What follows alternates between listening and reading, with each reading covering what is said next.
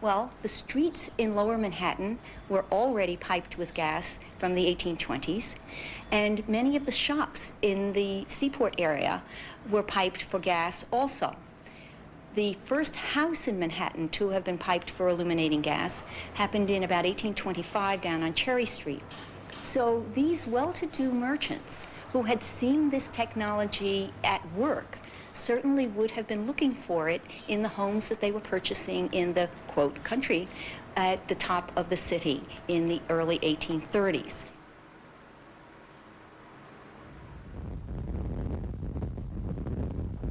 C-SPAN is visiting all of the stops Alexis de Tocqueville made on his trip through America in 1831 and 1832, a trip that led to his book, Democracy in America. Our Tocqueville tour on Washington Journal continues Wednesday when we visit Canandaigua, New York, which Tocqueville visited on horseback. Washington Journal continues. This is the newspaper roundtable portion of the Washington Journal here. We're going to get to your calls in about 10 minutes or so. I want to hear some articles and comments. We have two guests in our studio. Jeffrey Rosen of the New Republic, legal affairs editor. Good morning. Morning. And Ann Coulter of Human Events, a legal reporter, and also with MSNBC as a contributor. Good morning to you. And good morning to you. What are you reading? Well, the Washington Times, of course. It is interesting. There were no interesting articles in the Washington Post today. Absolutely nothing on the hearings, and whereas the Washington Times has done a yeoman's job covering the hearings. Two stories on the front page. And one, I suppose, describing why there are no stories on the front page of the Washington Post with that one? Or the New York Times. Liberal media yawn at revelations in campaign fund hearings. And it is just, you know, that the media is taking what the Clinton White House spin would like it to be. There's no story, there's no story. And incidentally, I noticed that I don't think you guys replayed the hearings on Thursday, even after the House went out. I was homesick waiting to see the hearings come on. I'll check that, but I think we had them on each night. We also had them on over the weekend, Saturday. It was some agricultural hearing instead. We also had them on Saturday and Sunday And meanwhile, as well. Nightline, this was one of the, I thought, better examples of it. Immediately, you know, they do their Nightline version of the hearings, but the story on Nightline was no one's interested in the hearings, they're really boring, and they had one guest, John Glenn. So really, you have to be reading the Washington Times these days to find out what is going on with the hearings, and I think there were a few pretty interesting things that happened at the hearings. For one thing, I don't know if people have remarked on this since there has been a sort of partial media blackout on it, but it seems extremely odd to me, and I'd like to know what you think about it, that John Wong's offer to testify with immunity is sent through the ranking minority on the committee rather than the chairman. Isn't that extremely peculiar? Let's hear from Jeff Rosen. Well, this immunity question really is a fascinating legacy of the North hearings, of course. Congress doesn't want to make the mistake that it did then. But partly due to both liberal and conservative judges in the North case, the whole notion of partial immunity is just hard to imagine. So surely it's a prudential and sensible thing for even Senator Thompson to consult the Justice Department. Now, there are some legal scholars who are saying, interestingly, that maybe the whole idea of immunity for testimony in the hearings is a misreading of the core values of the Fifth Amendment. Although one can't be compelled to testify against oneself in court, perhaps it's actually not necessary to immunize congressional testimony. So under a proper reading, perhaps we could actually have John Wong in the hearings and also a criminal prosecution. But I guess my basic intuition on this notion is, wouldn't we be more interested in just getting out the facts in a political context? We don't need convictions here. Even John Wong said, I'm more concerned about getting caught in the interstices of the campaign finance laws. I don't think I did anything illegal. I certainly didn't spy. I'm willing to waive immunity on the espionage question, but these laws are so complicated, even I don't understand it. So better to get it out in a political context and maybe not worry so much about the prosecutions. Well, I have to say, I would rather throw away the congressional hearings and just have indictments. I mean, I've been wondering why there haven't been indictments. That's part of the way you get information. You indict people on certain things, and then they'll talk on the other things. I mean, if anything, I'd throw away this, what was going to be sort of a political showcase, especially since the media is covering it only to the extent of saying nobody's interested. Of course, no one's interested because you can't read about it any place except in the Washington Times.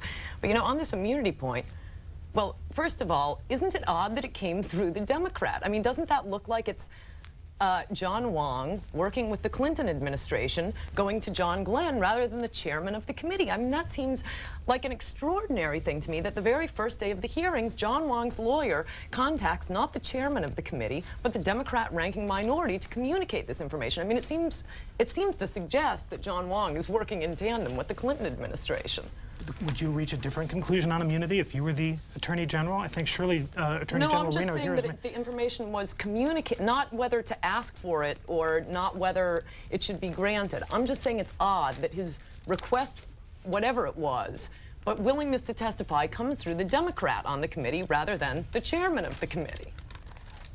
The substantive issue seems much more interesting and fundamental, and I guess my sense is that if we've learned anything from the agony of Whitewater right now, from all the independent counsel prosecutions and the rest, it's that this will not end happily in a court of law. And we can complain about people not following it, and I certainly have trouble as well, but that probably better not to criminalize this and really just get out as much information as possible in the hearings themselves. Before we get to your story, we'll point out to Ann Coulter that it was 12:32 a.m. on Friday morning, I suppose, Thursday's hearing after the House recess. How could I have missed that? But you know we're committed to the House, gavel to Well, gavel. the House was out of session by about 7 o'clock that night. And that's when you went to the obscure agricultural subcommittee.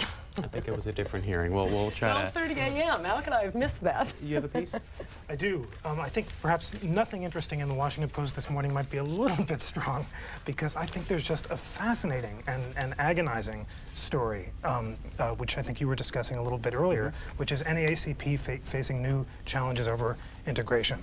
I just can't think of a more central question facing the country right now. And the debate, it's actually played out in interesting ways in the Post and the Times, really recapitulates this famous debate between Booker Washington and W.E.B. Du Bois. But you want to For those who missed, the piece earlier by Michael Fletcher, will point out the NAACP facing new challenges over integration as the group goes into its first national meeting since emerging from several years of debt and scandal. Voices that question the NAACP's focus on integration are gaining new prominence. How the NAACP responds to those questions will help define the future direction of the nation's oldest and largest civil rights group.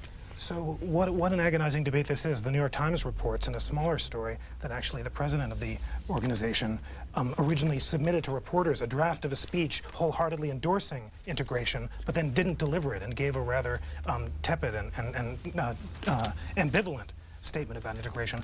I think what I thought when reading this fascinating story was I thought about Justice Clarence Thomas, and I thought, mustn't he feel vindicated to some degree when he reads a story like this? Justice Thomas has been going around the country and giving speeches embracing a public vision of public integration, but private separatism is too strong, but willingness to choose whether or not to integrate. So Justice Thomas says, I am in the tradition of Booker T. Washington and believe in self-help and think that African Americans should abandon hope in the public institutions of government to achieve equality. At the same time, Justice Thomas says the legacy of the Civil Rights Revolution, to the degree that it represented complete civil equality, an end of formal segregation, a lack of state-imposed barriers to equality, particular busing, is wrong, and he opposes it. So I would think if he read this story, he would feel perhaps a quiet satisfaction that many African Americans are coming around to his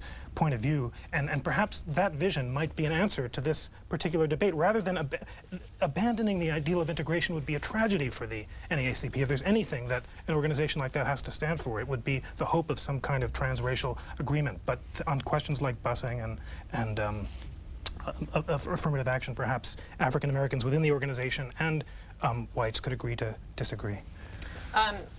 Perhaps I didn't find this so interesting because this is something that seems sort of common to me at this point, in addition to writing for Human Events and being an MSNBC contributor. I'm a lawyer with Center for Individual Rights, and we're defending Proposition 209 and brought the Hopwood case in Texas. And after organizations like the NAACP and CORE being founded to eliminate discrimination by the government on the basis of race, as far as I can tell, my law firm, Center for Individual Rights, is about the only institution that still stands for that. It wasn't a short time ago that the NAACP and CORE and a lot of these groups started moving from, instead of equality before the law, special preferences. And I think that's probably part of the reason they've lost a lot of their white membership, not to mention leadership. And I mean, I guess this is sort of an interesting story, the part about the private integration. I just don't have that much interest in what's done privately as whether or not the government is discriminating. What do you make of the president's panel on race that's going to be meeting beginning today? I think it's interesting that the president is, the Clinton administration is about the last holdout for racial discrimination. The courts keep striking down his civil rights division. I guess they've lost 3 times in court over their attempt to continue governmental discrimination on the basis of race. And, you know, the courts are once again the vanguard on ending racial discrimination, including in cases brought by Center for Individual Rights. It's a little, I think it's a little unfair to the Clinton administration, which is sending out some conflicted signals, but of course it was Acting Solicitor General Walter Dellinger who in the end asked the Supreme Court not to hear the case involving the school teacher in New Jersey, a white teacher who was fired over a black teacher with equal seniority, because after a grave and important internal debate, the administration decided that it wasn't willing to defend preferences that far. After switching sides from the Bush administration. It did indeed. It was not a smooth path to that happy no, result. But I think of course the court is going to hear it. Of course the court is going to hear that case next right. year, and there, of course, everyone would be very surprised if the court actually upheld the firing, and that's why the Clinton administration didn't want them to hear it. But it's also why really the great debate constitutionally will be the future of affirmative action in higher education. This is what we don't know from the court. This is where a Clinton justice would be terribly important. And I guess this is where it's hard for a lot of principled new Democrats to know what to think, just in light of these agonizing numbers that are coming out of Texas and California when preferences have been Lots of folks trying to get through. The lines are ringing like crazy. Pittsburgh, thanks for hanging on. Good morning. You're on with our guests, Ann Coulter and Jeffrey Rosen. Thank you so much. I'm just delighted to be able to get through. I'm a Democrat, but I'm very much disillusioned with the way things are going. Why? I am interested in finding out what the problem is, and I have the Tribune Review here. The Chinese fundraising role may remain a mystery. It's on below the fold, and Senator Fred Thompson in the second paragraph notes in his opening statement that based on FBI documents, he makes the point that there are no accusations that the Chinese targeted one party or the other. I'm disillusioned because I see that Democrats are more interested in fighting this investigation. They appear to me to be very well, they have strategy. The Republicans don't seem to have, and I think I see a lot of sophistry. The arguments of the Democrats are most disappointing. No wonder Representative Waxman wants to transfer the hearings to the Senate, because it appears that Mr. Burton, Congressman Burton, is interested in finding out exactly what's going on, and they're fighting that too. Before we get your comments, let me drop this lead story here, or this lead paragraph in this story in the Los Angeles Times. Democrats put campaign panel leader on spot. Edward Chen writes today that Senator Thompson, after being forced to the defensive Sunday, will receive an FBI briefing today to ascertain whether he went too far last week in claiming China illegally funneled money into U.S. political campaigns. There's not a crisp narrative. No one has exactly explained, either legally or even politically, what the worst-case scenario is in a way that would justify this sort of thing. So I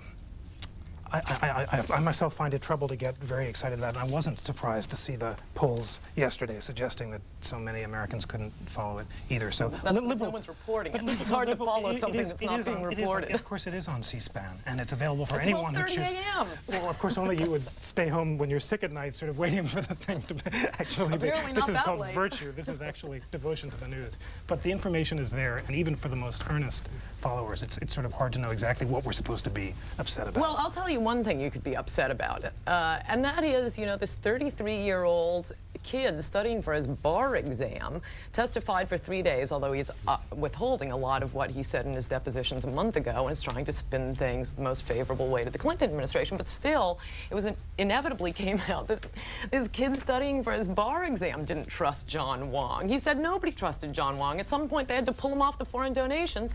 Meanwhile, you know, this kid who's just gotten his braces off recognizes this. The president is the one who insisted John Wong go from Commerce to the DNC. I think that's extremely interesting.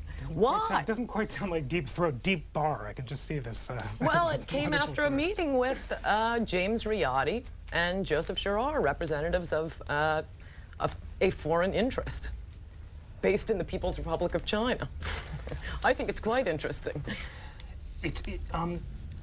I guess I'm also curious about why exactly all foreign contributions should instinctively be illegal. This is you know, of course, the substantive question we're concerned about is the buying of foreign policy, but it's not the case that any kind of contact with foreign nationals would necessarily raise that. Yeah, actually, if I could mention something quickly on that. In contrast to the media's portrayal of no one being interested, I did a few radio interviews last week, and you know, no matter what the subject was, everyone calling in wanted to talk about the fundraising scandal. So at one point, when I hadn't really had time to develop it, I actually agree with your last point. I'm opposed to these campaign finance reform ideas that give less power to the individual who wants to donate money to a particular campaign. I think that's free speech protected by our First Amendment. And the less an individual can do it, the more power the media has. And in the context of sort of quickly describing this, the one thing that most alarmed the callers was that, you know, I don't really have any objection to having foreigners donate to campaigns. You know, it's less money for me. All it means is there's more speech out there. We fund campaigns in other countries. I don't really know why I should care about it. It's just that, as in the case of any donation, whether it's from, you know, ADM or the People's Republic of China, it should be disclosed immediately. Then I think there would be no problem. I won't spend the whole morning talking about the finance scandals because they're too dreary, and there's a lot of other interesting stuff in the news. Why don't you give us one? One of which is, isn't this Newark story in the New York Times just a fascinating corollary to the NAACP story? Here's, in the riot's shadow, a city stumbles on. Just this very rich, well-narrated story by Ronald Smothers about how after the riots of '67, which came in large part because the political system wasn't reformed and a mostly white government was not satisfactory to the growing black population. There was just tremendous black flight. The numbers are given on an interesting graph on the inside page about how the city in about 30 years went from being majority white to majority black. And how the optimism, even after the riots, Ronald Smothers reports, the whites and blacks were working together in church groups and in schools, still had some hope after this civic rupture of some kind of transracial agreement. And today it's gone. The main fissure that Ronald Smothers reports now is not race but class. You have African American and white professionals fleeing to the suburbs, and the city being an armed camp with a small downtown with large office towers surrounded by devastation. Ronald Smothers writing that yet all the millions of dollars in national and state aid that have flowed into the city since the riots in 1967, all the corporate assistance, both in dollars and cents, that's cents with an S, all the jobs in education and housing programs have failed to change this fundamental fact about Newark. It is a city in the clutches of poverty, a city sliding ever downward, one that many say is in worse shape now than it was on July 12th of '67, the night the riots began. I've noticed this story also. And the first sentence, which begins with, I don't know how to pronounce his first adopted name, Amarai Baraka, formerly Leroy Brown, who's described as the poet and writer whose advocacy of black power is inextricably linked to the riots that tore through the city 30 years ago. And then when they go on to describe the optimism a little further in the article, they lead with one of Mr. Baraka's outfits. I think it's rather odd that he is described, you know, just as if he's community leader when, if you've ever read his poetry, it's about raping white women and slitting the throats of their fathers and killing white people, stealing from them. I think it's really odd, this double standard for absolutely violent, vicious, anti-white poetry compared to the nation's main obsession, the O.J. case, and you consider how you know, Furman became associated in the public mind with Stalin and Hitler for using the N-word one time. But meanwhile, the New York Times, just without comment, just as if he's your average community leader, is citing Mr. Baraka without mentioning what his poetry proclaims. I'm not familiar with the gentleman's work, and if it is as you described, that's certainly troubling in the extreme, and is a symptom of the very frustration that the NAACP is grappling with. And by saying it's a symptom, I don't mean to excuse it at all. It's precisely that violent separatism, and I'll have to take your word for it because I haven't read the man's work. Is clearly the most serious civic and cultural crisis facing the country. But Mr. Smothers at least helps us to understand some of the demographic changes that have contributed, if they don't excuse this troubling turn. Let's go out to Selma, Alabama. Good morning. Hey, good morning, C-SPAN. How are you? I'm fine. Sorry, Mr. Rosen, we're going to talk campaign finance again. Oh. not much for me. Nobody's interested. Exactly. Go ahead, sir. Yeah, no one's interested in this. Regarding Ms. Coulter's comments earlier about she found it curious that John Huang's attorney would go through the ranking Democrat on the committee in the minority. What I find even more curious about all this is last week when those faxes went out to the press regarding the discrepancies between Mr. Sullivan's testimony before the committee and his testimony in deposition. Not only did the press not run the story, they went to the Democrats with it. We didn't find out about it until John Glenn said something about it. Now contrast that with their behavior when they got a hold of the transcript of the famed Gingrich Army conversation on the cell phone back in December. What did they do with it? They ran with the story. Start with Jeff Rosen. That's something they clearly should not have had, was the transcript of that phone call. Thank you, caller. I suppose it's fallen to me at this ungodly hour to be defender of the virtue of the administration and of the evil liberal media. I guess the moderate claim would be, even if there are substantive issues that concern the caller more than and Ms. Coulter more than they do me, the problem here is not the media. Sir and Ann. The narrative is out there. It was, after all, the evil media that really contributed to the pathologization of Mr. Huang and the hearings to begin with. It wasn't the courageous Republicans who uncovered this scandal and basically ventilated it before the world. So we can disagree about how serious the scandal itself is, but it's if people aren't paying attention, it's because it's just not very interesting and not because the media is lying to them. Ann Coulter, you got us started talking about the media this morning. You wanted to point out a story in the style section of the Washington Post today, Howard Kurt's story. What an interesting article. L-O-T-T, a lot to explain, talking about the Senator. Let me read this quote from apparently. Wait, could I have a slightly different lead-in? Yes. Because you're on. Oh, maybe you are on the right, but you have both I'm on pages. the beginning Okay, here. you may go right ahead. Because Okay. at the beginning, the striking thing about it is that suddenly it looks like lots of Republican again. Let's read here. Quote, the national news media has become an extension of the liberals in Congress and the Clinton administration. Our nation can't survive under a big media liberal monopoly. Many in the liberal media did everything they could to make conservatives lose the '94 elections. Left-wing journalism professors are training their new crop of media radicals. I've seen firsthand how the news media can twist conservative programs and misrepresent them to the American people. There's more, but I want you to comment first. Well, you're getting to the excitement. And now turn to page C9. Let's get to the excitement.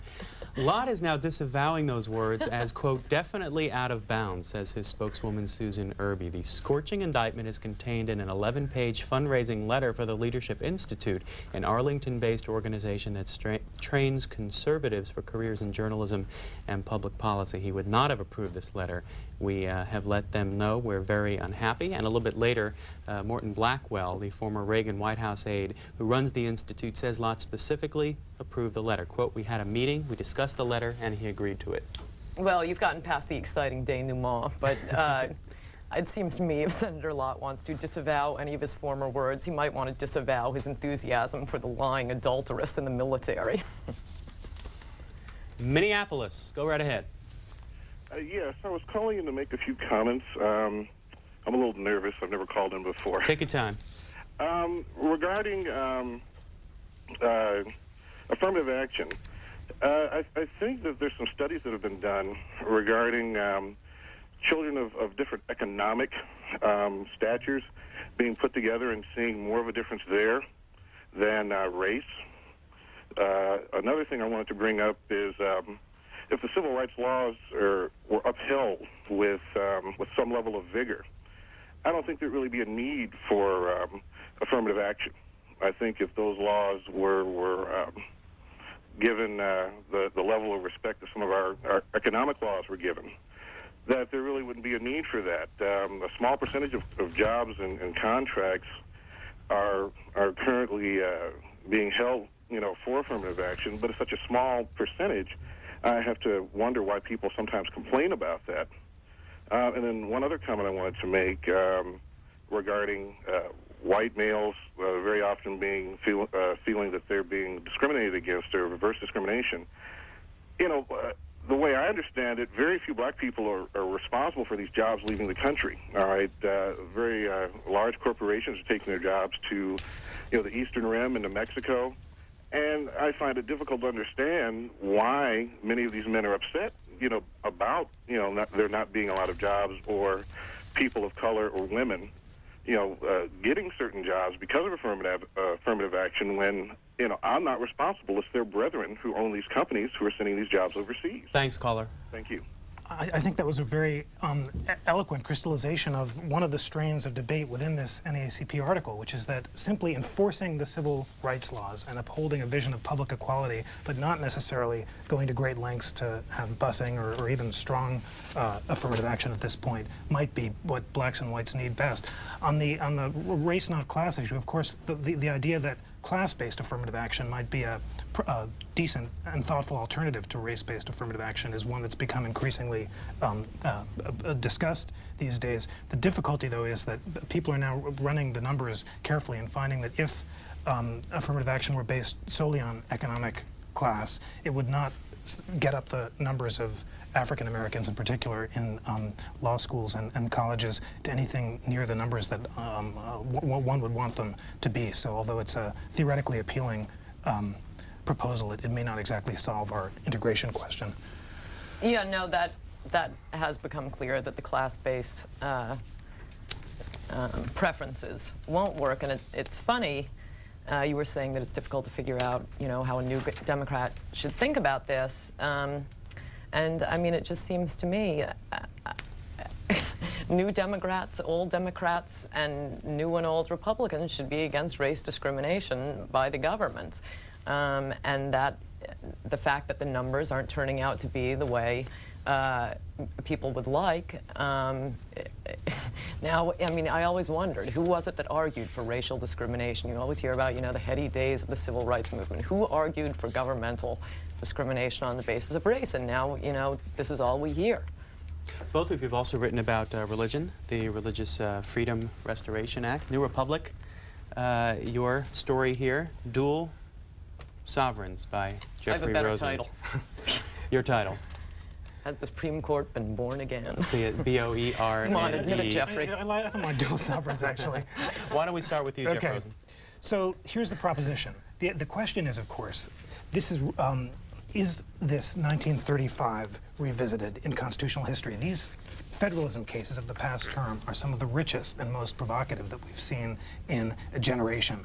And the premise of this article was that the conservative justices who've been properly telling us for the past 20 years that the Constitution should be interpreted strictly in terms of its text and history, and that judicial restraint and deference to the political branches should be the watchword of all principled conservatives, have suddenly abandoned those methodological principles and with very little humility and a lot of overconfidence have struck down congressional laws on the basis that they transcend Congress's power to enact them for the first time since the New Deal. So Justice Scalia, sounding very much like Justice Brennan, actually says, because there's no relevant text here, we have to look to tradition and the history and conscience of our people. And wasn't it fascinating that Justice Stevens, reading his fiery dissent from the bench, said, when I hear these words, I think very much of a case from the 1960s where Justice Douglas derived a right to use contraceptives from constitutional penumbras and emanations. wasn't it true, he was saying to those conservatives, that you told us that this wasn't the way to interpret the Constitution? Aren't you violating your principles? So this article says that although it may not be a terrible thing on policy grounds that some of these overbroad federal laws are being struck down, it's hard to justify the decisions in light of the methodology that the conservative justices themselves have been advocating for a long time. Same issue, your publication? I think you're misreading the conservative justices. Judicial restraint isn't that no laws should ever be struck down as unconstitutional. It's that they should only be struck down as unconstitutional when there's a provision of the Constitution that makes them unconstitutional. Precisely, Justice Scalia was unable to cite a provision of the Constitution. It was so. But he's not the one who needs to. It's Congress that needs to pass a law. Congress is of enumerated powers. They say you have no enumerated power for this. Of course, this it's is more in the line of Lopez than Griswold. Of course, this is wrong. Ever since the New Deal, the point of 1935 was that it's impossible in a post-New Deal world to limit, to turn back the clock to 1817 when James Madison violated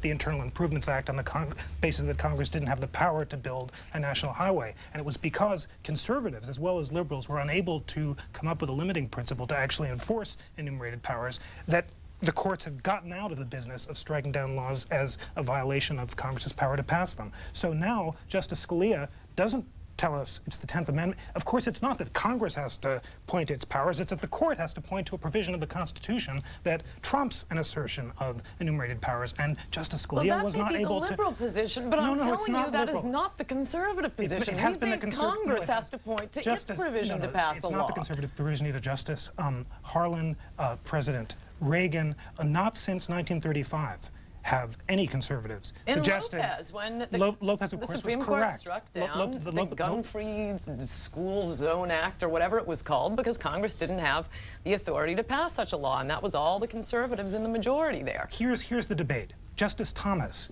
is the principal conservative for your case. If you're actually going to say that Congress has enumerated powers, Justice Thomas has a position that you can embrace. He said that if something, we have to go back to the 18th century understanding, and if something involves purely local manufacture as opposed to national commerce, then Congress doesn't have power to pass it. The problem is that that proposition is so radical that not even Justice Scalia would join it because it would involve striking down all of Washington. 90% of what the Congress does, absolutely.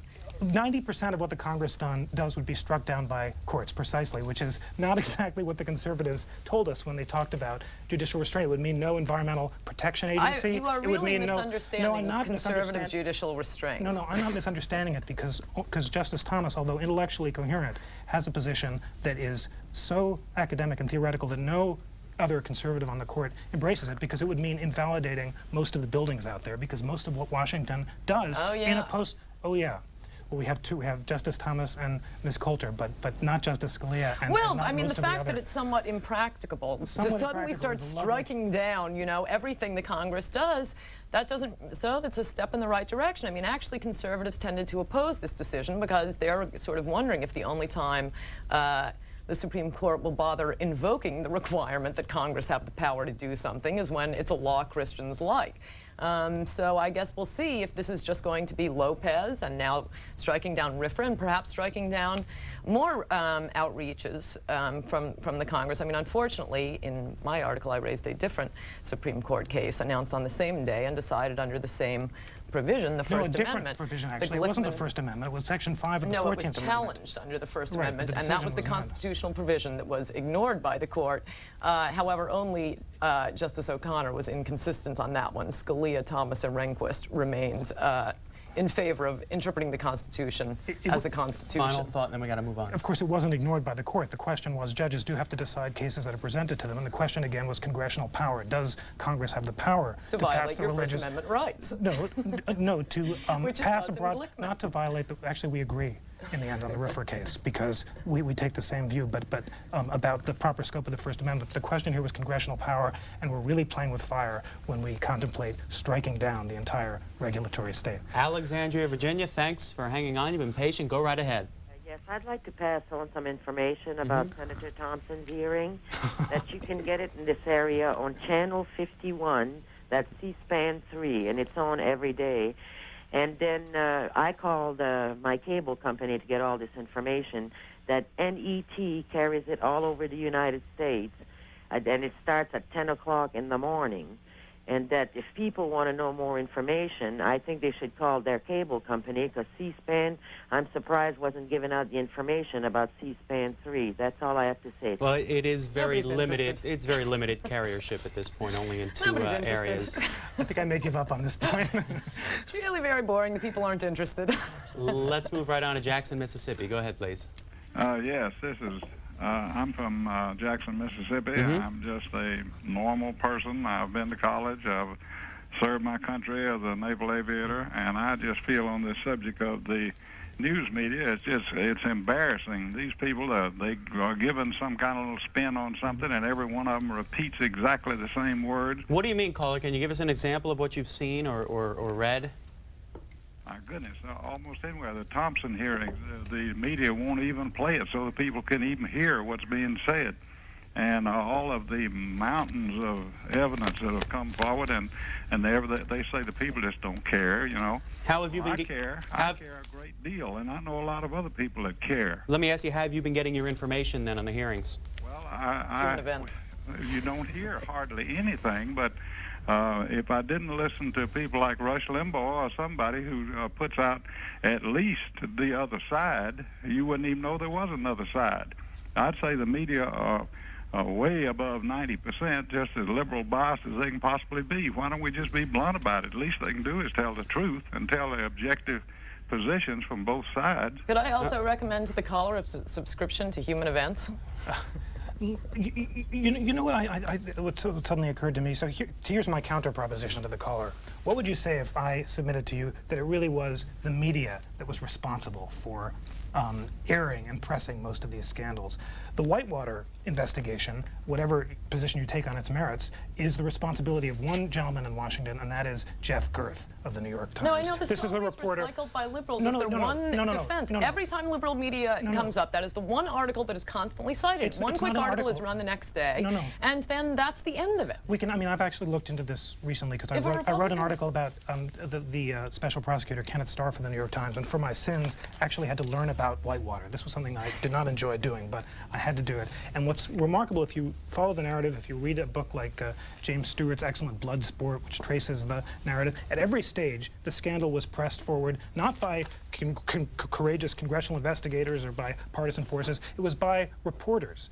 At every stage, they were the ones who were ahead of the scandals and pressing them forth. So I'm not saying, you can say whether this is good or bad, that's fine, but to blame the media for not telling the people what's really going on, especially when you've got lovely C-SPAN that you can watch to your heart's content, seems to me hard to sustain. A couple dueling cartoons here in the Washington Post here concerning the life of Senator Thompson these days. First off, the committee rejects the White House offer to call the whole thing off in exchange for a night in the Lincoln bedroom. One article, or one cartoon there. Second one has him at the door of the Americans. He continues the lonely work of door-to-door sales. Good afternoon, sir or madam. Care to see our new line of government cleanup products? Not interested, is the response. And we go on to Chicago. Go right ahead, please. Hello? Hi, go ahead. Hi, yes. I have just several small, quick points to make. First, I want to plead with C-SPAN to invite on anyone from fairness and accuracy and reporting. I never see them on, and I think if someone from FAIR would be a better response. No offense against Mr. Rosen, to Ann Coulter, who is a Coulter, who's a just, you know, right-wing pit bull, and I feel like she's made so thank many. you. You've made so many distortions all morning, little tiny distortions that I feel like you need like someone with a pooper scooper behind you. Like all the what? time. Like what, caller? Give us an example. For example, I mean, this is from big to small. When you talk about the black poet who was talking about raping white women and so on. Well, that's what happened to black women who got raped, slaves, and so on. So it's a more literary thing. He's trying to highlight the point that black women were raped in slavery, that Indians had their throat slits, and so on. It's not, you know, telling black people to go out and do it. It's poetry, and I'm sure if someone would read James Joyce or Dylan Thomas, you could find objectionable things. All I said was that he wrote it, and you're confirming it. Jeffrey Rosen hasn't seen it before. That was also how Furman's N-word came Let's up. hear what this lady has to say. Let's get one more point out of the caller, and then we'll move on, and then we'll let you finish up. Go right ahead. For example, like when you were talking about, there are so many. Just like when you said Mark Furman, you used the N-word once. He didn't. He said black people should be, all put in a ditch and set on fire and so on. And the way you talk... That was also literary. The way you talk about these scandals, I'm sure if everything was equal and it was the Republicans who took money from China, you'd be defending it. Caller, thank you. Obviously, partisan to the point where your points are just, it's funny to watch you, and there's like 10 of these, the Republicans have this gap with women and minorities, but you wouldn't know it because it's like the Republicans are pushing like Armstrong, Williams, and a troop of like 10 blonde Republican women. Caller, women are, we're voting Democrat more, and all I see is like these blonde Republican women. Caller, we got to move on. You've laid a lot out on the table there. We're going to let you go. Thanks for your comments. And well, now you know that my citation of the poetry was correct. She's just saying, well, it was literary. It was to make a point. It's about raping white women and slitting their fathers' throats, and the white man stole from us, so we can steal anything from him, including his life. So I suppose that just confirms my point. Probably best for both of us not to talk about poetry without having the text in front of us. This is a good virtue of methodological criticism. Jeff Rosen is also an associate professor at the George Washington University Law School, teaches constitutional law and criminal procedure, has written in the New Yorker, New York Times Magazine, Atlantic Monthly, graduate of Harvard and Yale. And Coulter is also with MSNBC, has previously worked for the Center for Individual Rights. Still working there? Actually recently started there. I was previously working in the Senate. Gotcha. With Senator Spencer Abraham. Let's get another call and let's go to Miami. Good morning. Good morning. Am I on the air? Yes, you are. Thank you for C-SPAN. Mm-hmm. I would like to talk about a book which I read put out by the ladies' company there years ago, All the News That Fit. It's about a former editor of the New York Times. He wrote in there that the purpose of the New York Times and your media, this understands why we have what we do, is to to see that the U.S. stayed in the UN, that we won these, that we participated in no-win wars around the world. This is true. The UN will not let you win. Then the media does run the country.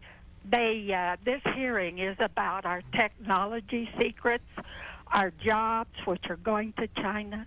It is about espionage and treason. Anybody who spends a few minutes of time will find out that China, they have both ends of the Panama Canal.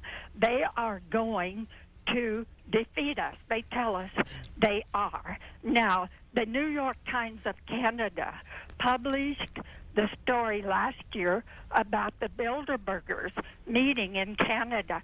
The New York Times here never said a word. Neither do any of the media. They have signed that they will not report it. They decided to use the environment to take over the U.S., and as I said, their vehicle for doing it is the United Nations. Thanks, caller. Any thoughts to that? Is that supposed to be a response to the previous caller? I guess it is interesting that so many callers are concerned not only about the hearings, but about media information filtering techniques. And it does strike me, I think of the Supreme Court's fascinating cable decisions and its decisions involving cyberspace. This is, for better or for worse, the most rich and open media age in history. There are more sources of information and more places for concerned citizens like C-SPAN viewers who are actually more attentive to the news than most Americans to actually find the news they need. So in the end, I guess I'm just pretty optimistic about, from the media point, maybe we can both agree that it's a nice time to be a concerned citizen because there are lots of places that you can get your news, and I guess it's encouraging that C-SPAN viewers are so determined to do that. And if I could also say, this is part of the danger of the campaign finance reforms being promoted by the media, which would limit the amount of money spent on political speech by an individual if it's promoting a particular candidacy. At the heart of the First Amendment, if there are more controls on how much an individual can spend to, say, take out a full-page ad in the New York Times promoting one candidate over another, all that does is increase the power of incumbency and increase the power of the news media.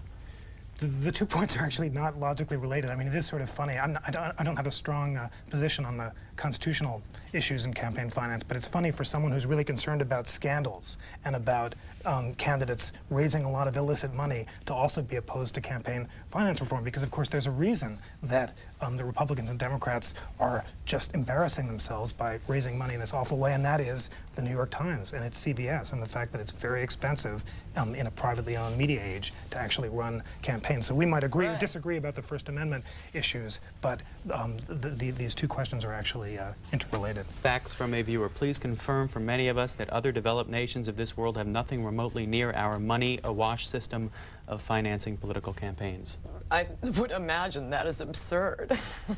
No, it's of course not, because Western Europe and many democracies actually do have public financing systems, and it's just much less expensive to run for office in England, for example. And that's why you have this lovely new leader of the opposition who could just come out of the Tory party and Oxford and not have to be on TV like Senator Thompson. So it's definitely time to start looking at other countries. I'm not familiar with their rules, but the idea that a handful of individuals handing out trillions of dollars in government benefits are not going to be influenced in any way a corporation or special interest can influence them just doesn't ring true to me.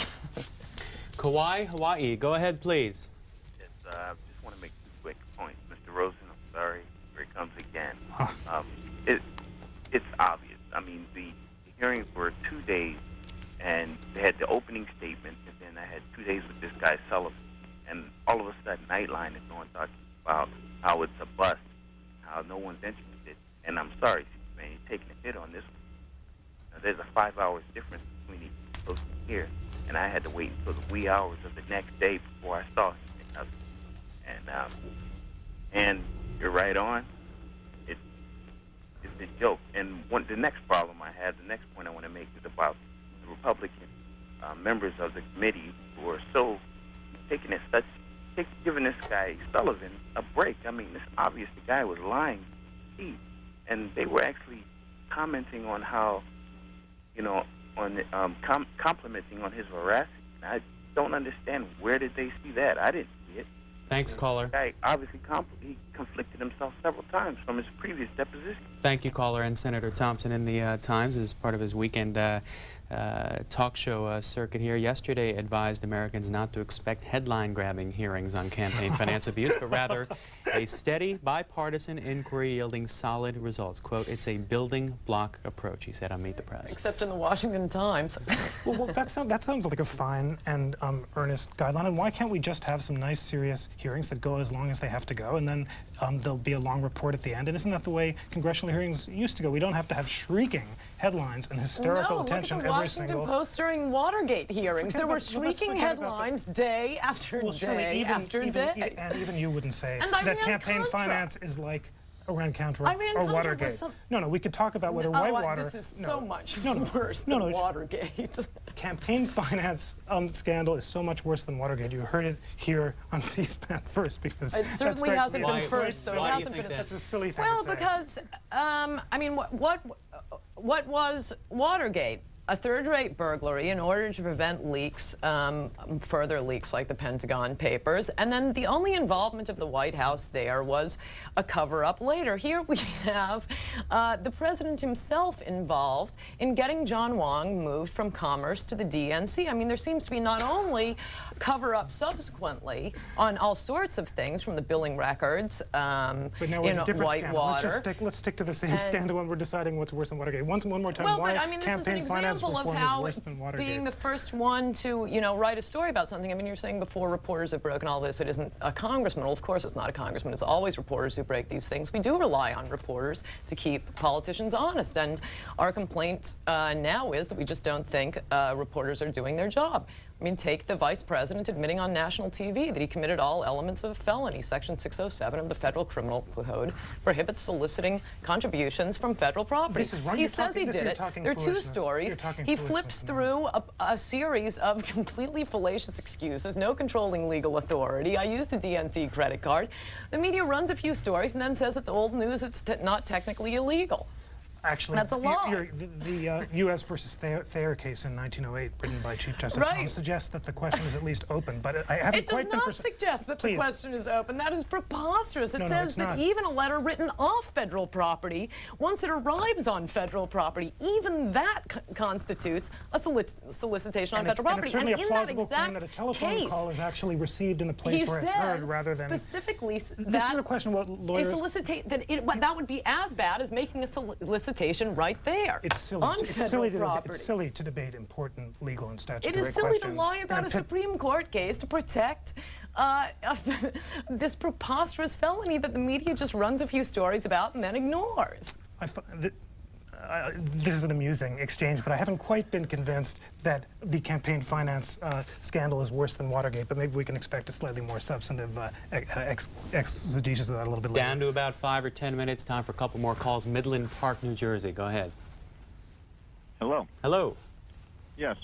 I was wondering if anybody happened to look at the angle that possibly the contributions from China were possibly meant to guarantee the peaceful and economic transition of Hong Kong over to China. Thanks, caller. Recently. Any thoughts on that? Well, that's why we'd like to see reporters digging up what possibly was obtained in exchange. We know that Clinton did change his position from when he campaigned on most favored nation status. There apparently have been some beneficial deals on, I think it's computer products to China, but these are all just suggestions, and I mean that's where you rely on reporters to dig it up and find out really if it is, as it seems, to be something worse than Watergate. I mean, Watergate at the beginning seems like absolutely nothing, but you do need reporters digging things up rather than spinning for the White House.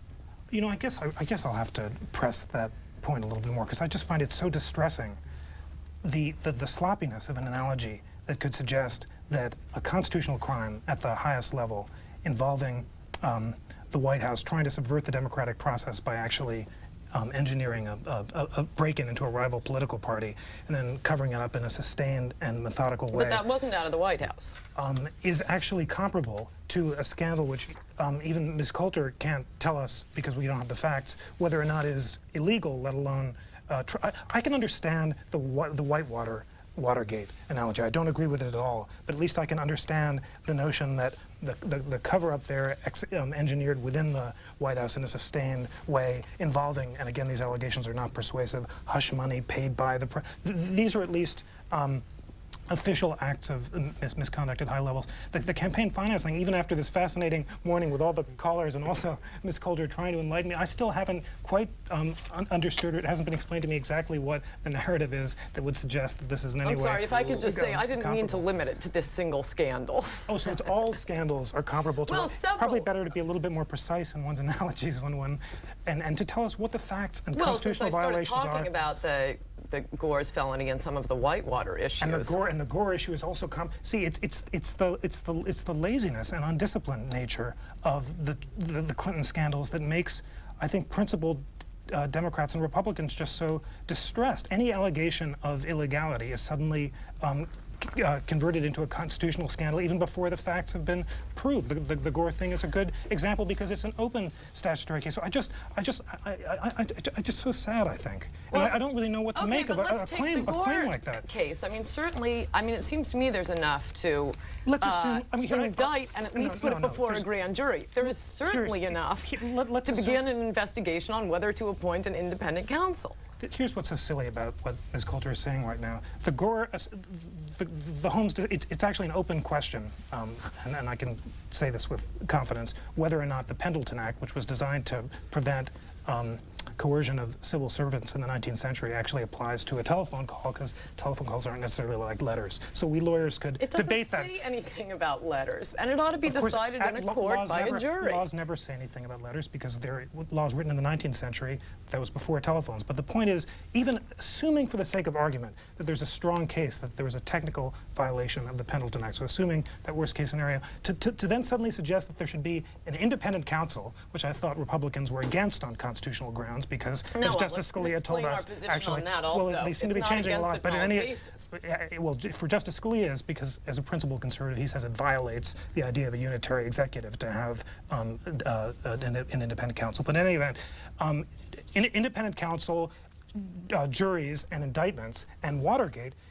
It's just silly to say something like that. I mean, it's just silly. Such a fuzzy issue on whether or not a phone call from the White House constitutes a violation of Section 607 of the Federal Criminal Code. Why did President Clinton's White House counsel send memos to the president and vice president stating that this was a violation of that law? Bernie Nussbaum thought it was. Abner Mikva thought it was. So you're at odds with the Clinton administration's own White House counsels. We can make convincing arguments and plausible arguments on either side. I said, assuming for the sake of argument that there was a technical violation of the act, calling for independent counsels and brandishing, even if assuming it's a patent, even assuming a patent, assuming it's a patent. No. Making this argument, but you're supposed to be just an objective reporter. You're not accepting my premise. This is called a hypothetical. Assuming for the sake of argument that the act was violated, I don't quite see Watergate, and I don't quite see a sort of constitutional scandal. It just seems silly to say 90 seconds left. We're going to try to get one more call. It's now 60 seconds left. Scottsdale, Arizona, you're our last call. Go right ahead.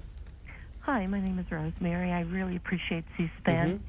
I would have to say that the American people are interested in the hearings, but they're interested in the hearings ending. The scandal business is a lot of hooey. It's baloney. Michael Kanjima, the Bush administration, Japanese money. There has been scandal in almost every administration. Do you think that anybody in America believes that every administration isn't involved in some kind of fundraising, using either the White House, using special favors? We're sick of it. It's a smokescreen to avoid campaign finance reform. You got a job writing for the Washington Post. Final thoughts from each of you, then we got to move on. Maybe it's not a surprise that the president has a 65% approval rating at this moment. I guess I wouldn't presume to speak for the people of America or assume we know how seriously people take it, but it's sad. Maybe we can at least agree that it's sad. It's sad that basically for the first time since the New Deal, you have a Democratic president with high approval ratings, you have peace, you have a healthy economy, and you have this town just paralyzed by poison. And it's very, very sad. I think it's a good thing to keep the public eye on public officials. And I think it's unfortunate that there isn't a little more routing out of any public corruption. I think there's really nothing worse in a democracy. And Coulter of Human Events, a legal reporter, also with MSNBC, graduate of Cornell and the University of Michigan Law School. Thank you for joining us. Thank you. Jeff Rosen, thanks for coming back again. The New Republic, also a professor at GWU, George Washington University. Thank you. Thank you. And we'll be back in a couple minutes.